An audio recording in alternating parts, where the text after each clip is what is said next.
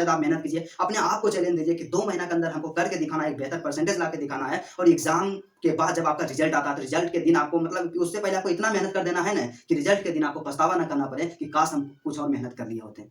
हाँ, तो my dear student, मेरा नाम है संतोष और स्वागत है आप सभी का आपका अपना यूट्यूब चैनल माँ शारदे टीचिंग सेंटर में। आज का क्लास आप सबके लिए बहुत इंपॉर्टेंट क्लास है, क्योंकि आज की क्लास में हम लोग चर्चा करने वाले हैं, हम लोग डिस्कस करने वाले हैं कि केवल 2 महीना पढ़ करके, क्या केवल 60 दिन पढ़ करके कैसे हम एक टॉपर बन सकते हैं, डिस्ट्रिक्ट टॉपर कैसे बन सकते हैं, स्टेट टॉपर कैसे बन सकते हैं, या कैसे हम लोग 400 प्लस अंक ला सकते हैं, 450 प्लस अंक ला सकते हैं। तो मेरे दोस्त, आज की क्लास में हम लोग तमाम चीज़ों पे डिस्कस करेंगे, क्योंकि मेरे दोस्त आपके पास जो समय बचा हुआ है, बिल्कुल ही कम समय बचा हुआ है। मान करके चलिए कि आपके पास केवल 2 महीना का समय बचा हुआ है और इस 2 महीना में आपके अंदर में, आपके माइंड में तरह-तरह का सवाल उठ रहा होगा, तरह-तरह के प्रश्न उठ रहा होगा कि हमारे पास तो बिल्कुल कम समय बचा हुआ है, मेरा तैयारी अभी अधूरा है, मेरा सिलेबस मतलब 50% या 60% ही कंप्लीट है, या हम कुछ भी नहीं पढ़े हैं, तो क्या हम बोर्ड एग्जाम में फेल हो जाएंगे? क्या हमारा एक बेहतर अंक नहीं आएगा? या हमारा जो ड्रीम था, हमारा जो सपना था कि हम भी टॉपर बने, बिहार टॉपर बने या स्टेट टॉपर बने, लेकिन अब लग रहा है कि इतना कम समय बचा हुआ है और मेरा सिलेबस अनकम्प्लीट है, तो हम टॉपर बन पाएंगे या नहीं बन पाएंगे? इन्हीं तमाम चीजों पे हम लोग डिस्कस करेंगे। और एग्जाम में कम समय बचा हुआ है ना, तो इस तरह का प्रश्न हर एक स्टूडेंट के मन में आएगा। और जब हम भी क्लास 12 में थे और 2022 में तैयारी कर रहे थे और 23 में एग्जाम दिए थे, तो हमेशा दिमाग में यही चीज रहता था, टेंशन कि कैसे हाँ हुआ सिलेबस कंप्लीट, कैसे मतलब एक बेहतर अंक आएगा। इन्हीं तमाम चीजों से अक्सर लोग परेशान रहते हैं। तो आज की क्लास में हम लोग देखेंगे कि अभी से आपको 60 दिन किस टाइम टेबल को फॉलो करना चाहिए, किस स्ट्रेटेजी को फॉलो करना चाहिए कि एक बेहतर अंक आए। और उसके साथ ही साथ दूसरा हम क्या चर्चा करेंगे कि आपको गैस पेपर पढ़ना चाहिए या क्वेश्चन बैंक पढ़ना चाहिए, क्योंकि कई मेरे दोस्त ऐसे थे, कई मेरी बहनें ऐसी थी जो कमेंट कर रही थी या कमेंट कर रहे थे कि भैया आप ये बताइए कि क्या गैस पेपर को हम पढ़ेंगे तो 400 प्लस अंक ला सकते हैं। अब कुछ लोग कमेंट ही कर रहे थे कि भैया ये बताइए कि हम मॉडल क्वेश्चन बैंक को पढ़ेंगे तो 400 प्लस अंक आएगा।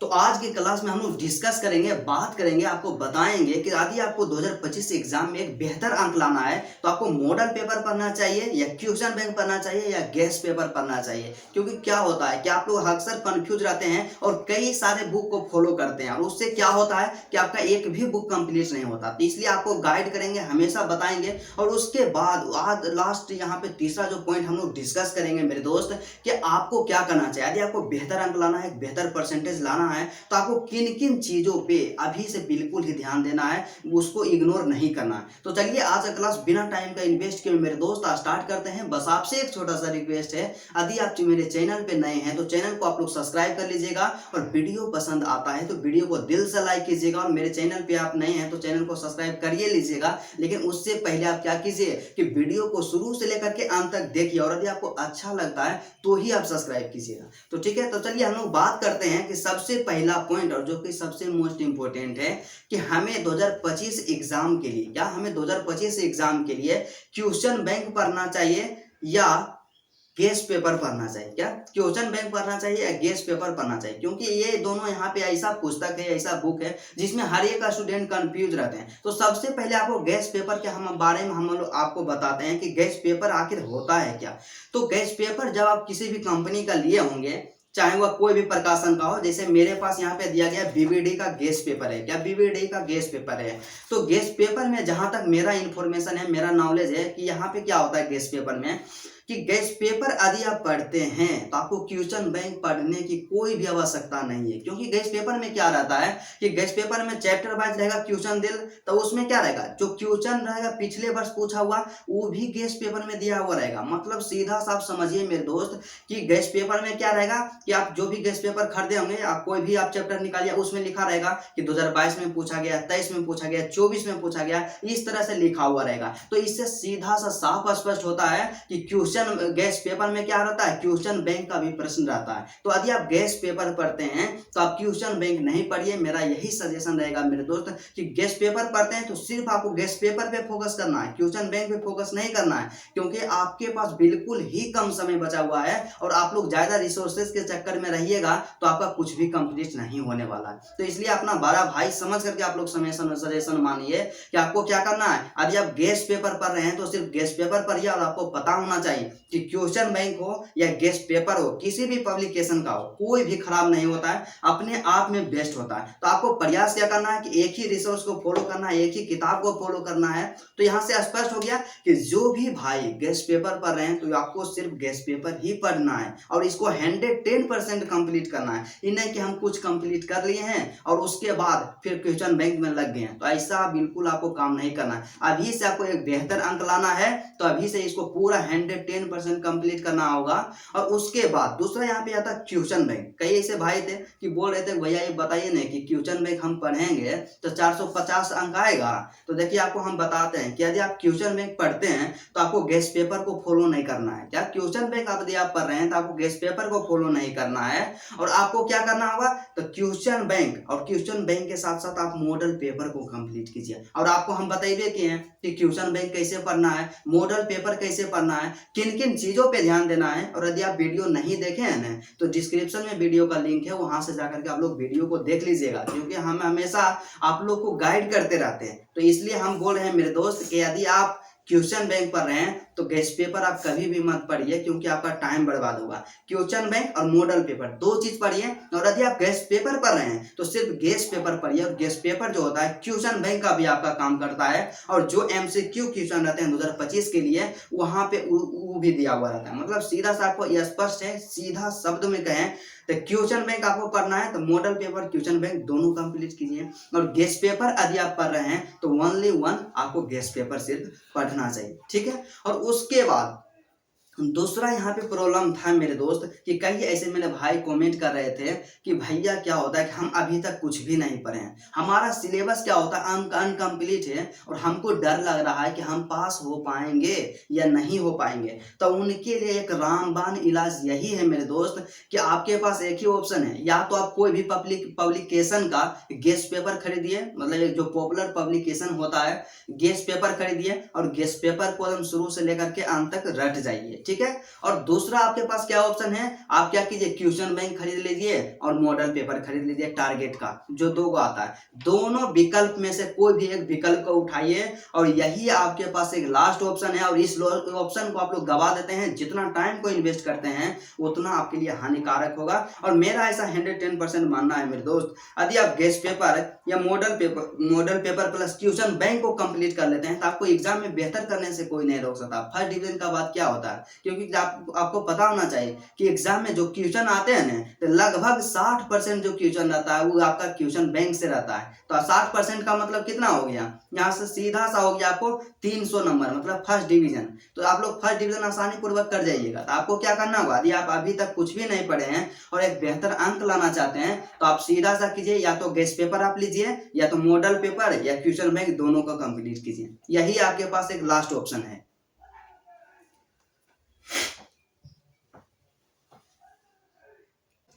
दूसरा पॉइंट के बारे में यहाँ पे क्या आता है मेरे दोस्त, दूसरा पॉइंट हम लोग डिस्कस करेंगे, यहाँ पे चर्चा करेंगे कि यदि आप बेहतर बनना चाहते हैं, जैसे कि 400 प्लस अंक लाना चाहते हैं या आप टॉपर बनना चाहते हैं, तो आपको किस किस चीज पे अभी से ज्यादा फोकस करना चाहिए। क्योंकि कई ऐसे चीज होते हैं जिसको आप लोग फॉलो नहीं कर पाते हैं और आपका जो सपना रहता है वो सपना ही रह जाता है। तो आपको किस किस चीज पे ज्यादा फोकस करना चाहिए। तो सबसे पहले आपको बताते हैं कि यदि आप टॉपर बनना चाहते हैं, यदि आप बेहतर बनना चाहते हैं मेरे दोस्त, यदि आप टॉपर वाले में से हैं तो आपको क्या करना चाहिए। सबसे पहले आप क्या कीजिए, अपने आप के अंदर झांक करके देखिए कि आपका जो सिलेबस है कितना परसेंट कंप्लीट है। मतलब कितना परसेंट का मतलब क्या होता है कि आप लोग सब्जेक्ट वाइज उठाइए, क्या सब्जेक्ट वाइज उठाइए कि हमारा हिंदी में कितना कंप्लीट है, कितना चैप्टर मतलब कितना चैप्टर को हम नहीं पढ़े हैं, इंग्लिश में कितना चैप्टर तक कंप्लीट है, कितना नहीं पढ़े हैं। इसी तरह से हर एक सब्जेक्ट में आप देखिए, उस तरह से पता चल जाता। और जितना चैप्टर कंप्लीट नहीं रहता है उतना चैप्टर आप लोग प्लानिंग के साथ कंप्लीट करने का प्रयास कीजिए। और आप लोग जानते हैं एक गलती क्या करते हैं कि सिर्फ अनथाहे आप लोग पढ़ते जाते हैं, कुछ आपके पास प्लान नहीं होता है,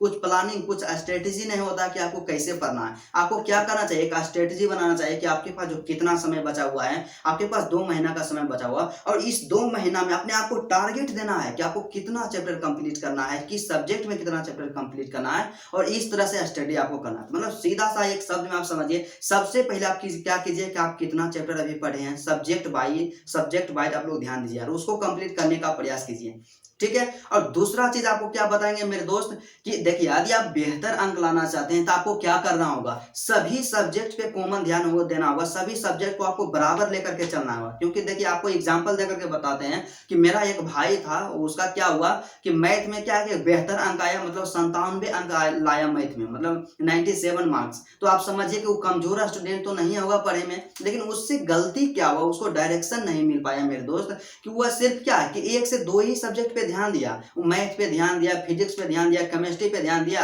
और हिंदी इंग्लिश पे ध्यान ही नहीं दिया। तो इससे क्या हुआ कि उसका परसेंटेज बिल्कुल कम हो गया। तो यही हम आपको कहना चाहते हैं कि ऑल ओवर जो आपका परसेंटेज बनता है, तो पांचों सब्जेक्ट जो आपका रहता है, पांचों सब्जेक्ट को मिला करके परसेंटेज तैयार किया जाता है। तो आपको हम कहते हैं मेरे दोस्त कि आप सभी सब्जेक्ट को कॉमन लेकर के चलिए, सभी सब्जेक्ट पे आप ध्यान दीजिए। और यहाँ पे अगला पॉइंट यहाँ पे आता है, जो यदि आप बेहतर करना चाहते हैं तो आपको क्या करना चाहिए, अभी से ही आपको सेट प्रैक्टिस करना स्टार्ट कर देना चाहिए। तो आप बोलिएगा कि भैया ये सेट प्रैक्टिस की होता है, तो आप लोग नाम नहीं सुने। जैसे कि एग्जाम जब आप लोग देने के लिए जाते हैं, उसी तरह से आप क्वेश्चन बैंक निकालिए। क्वेश्चन बैंक में आप क्या कीजिए, कोई भी साल का पेपर उठा लीजिए 2020 से 24 तक में, मान लीजिए 21 का पेपर उठाइए और 3 घंटा का समय आप फिक्स कीजिए। क्या 3 घंटा का समय फिक्स कीजिए और अपने आप को समझिए कि हम एग्जाम हॉल में एग्जाम दे रहे हैं और 3 घंटा में अपना वो जो वहाँ पे सेट दिया हुआ रहेगा 2021 का, जो भी आप सेट उठाइएगा उसको कंप्लीट करने का प्रयास कीजिए। और ऐसा काम यदि आप 10 से 15 सेट आप प्रैक्टिस करते हैं ना, तो आपके अंदर कॉन्फिडेंस डेवलप हो जाएगा और आपको पता चल जाएगा कि हम एग्जाम मतलब टाइम से अपना कॉपी लिख पाते हैं कि नहीं लिख पाते हैं। और यदि आप नहीं लिख पाते हैं तो सबसे पहला काम क्या कीजिए, अपने हैंड राइटिंग के ऊपर काम कीजिए। क्या कीजिए, आपको हैंड राइटिंग के ऊपर, अपने हैंड राइटिंग के ऊपर आपको काम करना चाहिए। और हैंड राइटिंग में आपको 2 चीज का ध्यान देना चाहिए। पहला चीज आपको क्या करना चाहिए कि सबसे पहले आप देखिए कि आपका हैंड राइटिंग जो है बिल्कुल ही अच्छा हो, साफ सुथरा लिखावट हो। और उसके बाद अच्छा के साथ साथ आपको क्या ध्यान देना चाहिए कि उसका स्पीड भी होना चाहिए। क्योंकि हमसे मतलब पर्सनली मेरा गलती हुआ था कि हैंड राइटिंग तो मेरा ठीक ठाक है, उसमें हैंड राइटिंग में कोई दिक्कत नहीं, लिखावट मतलब थोड़ा बहुत अच्छा है, ठीक है। और उसके बाद मेरे साथ प्रॉब्लम क्या हुआ था कि हम स्पीड नहीं लिख पाते थे।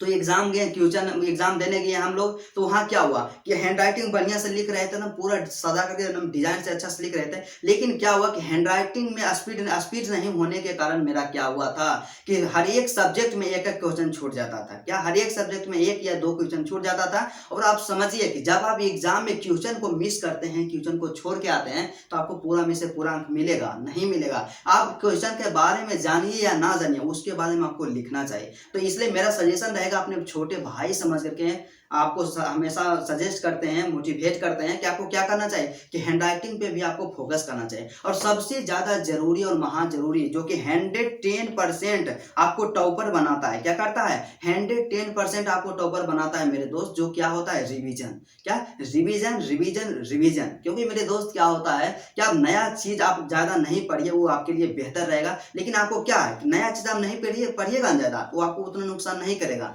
जितना नुकसान करेगा कि आप लोग रिवीजन नहीं कीजिएगा। तो सीधा से यहाँ पे मतलब यही है कि आप लोग रिवीजन पे ज्यादा ध्यान दीजिए, जितना ज्यादा हो सके उतना ज्यादा आप लोग रिवीजन कीजिए। क्योंकि क्या होता है, जब एग्जाम देने के लिए आप लोग जाइएगा तो आपका क्वेश्चन बैंक या गेस्ट पेपर या आपका अपना पर्सनल नोट्स नहीं जाएगा, आपका माइंड जाएगा। और आपके माइंड में जितना याद रहेगा वही आपके लिए बेहतर होगा। तो इसलिए हम हमेशा कहते हैं कि आप ज्यादा से ज्यादा रिवीजन कीजिए। आप लोग डेली रिवीजन कीजिए, रिवीजन का एक प्लानिंग बना लीजिए। मतलब क्या है कि आप लोग सोने से पहले 2.5 घंटा का समय दीजिए, प्रत्येक सब्जेक्ट को आधा घंटा कम से कम सोने से पहले रिवीजन जरूर कीजिए। और उसके बाद क्या कीजिए, सप्ताह में 2 दिन का समय, शनिवार और रविवार, 2 दिन आप नया चीज कुछ भी नहीं पढ़िए और 2 दिन क्या कीजिए, सिर्फ रिवीजन कीजिए। मेरा यही सजेशन रहेगा कि जितना आप ज्यादा आप रिवीजन कीजिएगा उतना ज्यादा आपके लिए बेहतर होगा। तो आज से आप लोग इन तमाम चीजों पे ध्यान देना स्टार्ट कीजिएगा, ठीक है। और उसके बाद एक और पॉइंट यहाँ पे था, कई भाई से पूछ रहे थे कि भैया अभी से हमें कितना घंटा पढ़ना चाहिए ताकि हमको एक बेहतर अंक आ जाएगा। तो आपको बताएं मेरे दोस्त, यदि आप घंटा पे पढ़ रहे हैं ना, तो आपके अंदर डेडिकेशन नहीं है, आपके अंदर जुनून नहीं है,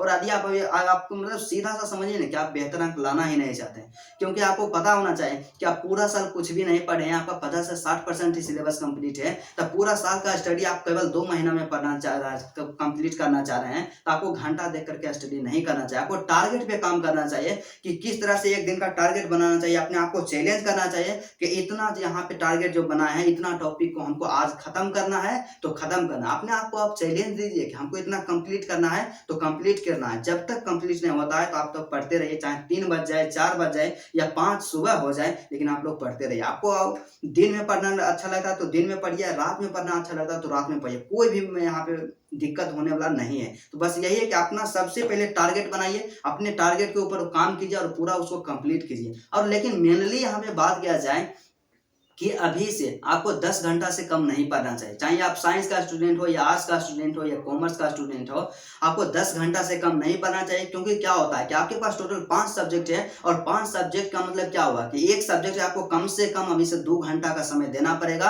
और यदि आप बेहतर अंक लाना चाहते हैं तो कम से कम आपको 2 घंटा पढ़ना होगा। तो आप लोग कई में से कई ऐसे मेरे भाई होंगे जो बोलिएगा कि भैया 2 घंटा हम लोग मतलब प्रत्येक सब्जेक्ट पे 2 घंटा देंगे तो टोटल 10 घंटा हुआ, तो 10 घंटा पढ़े जाएगा। तो क्या सोच रहे हैं मेरे दोस्त कि इंटर के बाद हम स्टडी किए, हम मतलब पढ़ाई से हमारा दूर दूर तक नाता हो गया। यदि आप मिडिल क्लास फैमिली से हैं, आपके पिताजी एक किसान हैं और आपके पास कोई ऑप्शन नहीं है आर्थिक मतलब फाइनेंशियल कोई यहाँ पे विकल्प नहीं है कि आपके घर में जॉब वॉब करने वाला कोई नहीं है, तो आपको यदि आप आगे चल करके सरकारी जॉब का आप लोग प्रिपरेशन कीजिएगा, तैयारी कीजिएगा ना, तभी बोल रहे हैं कि 10 घंटा पढ़ना पड़ रहा है। 15-15 घंटा पढ़ने वाला स्टूडेंट का सिलेक्शन नहीं हो रहा है, क्योंकि हम भी कंपटीशन का अभी तैयारी कर रहे हैं, मतलब हम भी अभी गवर्नमेंट जॉब का तैयारी कर रहे हैं। तो इसमें क्या होता है कि आप लोग 10 घंटा भी बोल रहे हैं, जब आप तैयारी कीजिएगा तो आपको 12 घंटा, 15 घंटा, 16 घंटा, 18 घंटा तक पढ़ना पड़ेगा। तो इसलिए अभी आप नहीं समझिए कि हम इतना इंटर दे दिए हैं, एग्जाम इंटर का एग्जाम दे देंगे तो हमको उतना नहीं पढ़ना पड़ेगा। अभी तो आपका क्या है, बेस है, आधार है, अभी से तो आपका स्टडी स्टार्ट होगा। इसलिए हम आपको हमेशा बोलते हैं कि जितना ज़्यादा मेहनत हो सके उतना ज़्यादा आप मेहनत कीजिए, अपने आप को चैलेंज दीजिए कि 2 महीना के अंदर हमको करके दिखाना है, एक बेहतर परसेंटेज ला के दिखाना है। और एग्ज़ाम के बाद जब आपका रिजल्ट आता है तो रिजल्ट के दिन आपको मतलब उससे पहले आपको इतना मेहनत कर देना है ना कि रिजल्ट के दिन आपको पछतावा ना करना पड़े कि काश हम कुछ और मेहनत कर लिए होते। तो चलिए आज का क्लास यहीं तक रहता है। यदि आपको वीडियो अच्छा लगा तो वीडियो को आप लोग दिल से लाइक कर दीजिएगा, और मेरे चैनल पे यदि आप नए हैं मेरे दोस्त तो चैनल को आप लोग जरूर सब्सक्राइब कर लीजिएगा।